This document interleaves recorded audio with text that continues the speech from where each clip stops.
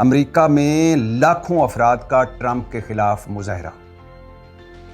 امریکی سمجھتے ہیں کہ ہم نے تو ٹرمپ کو ایز اے ڈیموکریٹ صدر، جمہوریت پسند صدر کے طور پر منتخب کیا تھا، لیکن یہ تو بادشاہ بن گیا ہے۔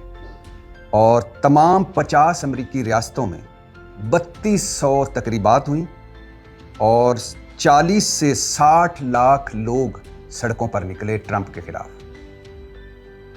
ٹرمپ کی آمرانہ پالیسیوں کے خلاف امریکہ کے ساتھ یورپ کے شہروں میں بھی مظاہرے ہوئے۔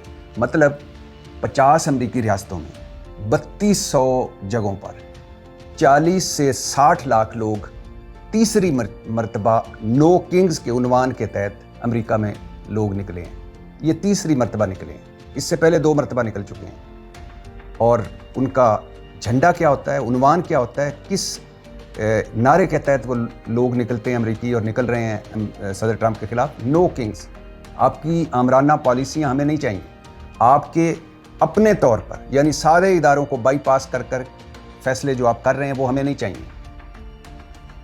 ہم نے تو آپ کو ڈیموکریٹ صدر منتخب کیا تھا، آپ بادشاہ کیوں بن گئے؟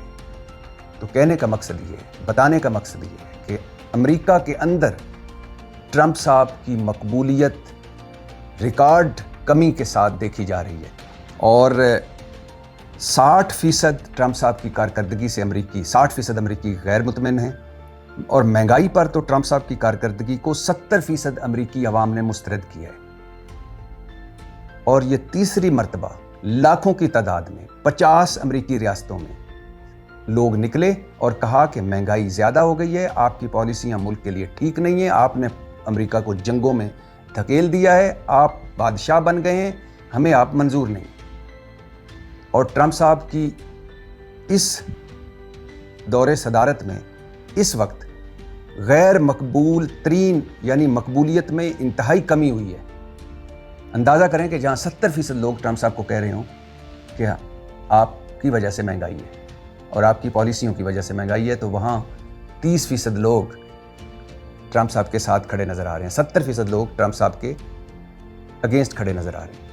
اور امریکی ہیں جن کی 52% امریکی یہ سمجھتے ہیں کہ ٹرمپ صاحب نے ایپسٹین فائل سے توجہ ہٹانے کے لیے ایران پر حملہ۔ تو ٹرمپ صاحب مقبولیت کے حوالے سے انتہائی نیچے والی سطح پر، اور لاکھوں لوگ سڑکوں پر ہیں امریکہ میں ٹرمپ صاحب کے خلاف۔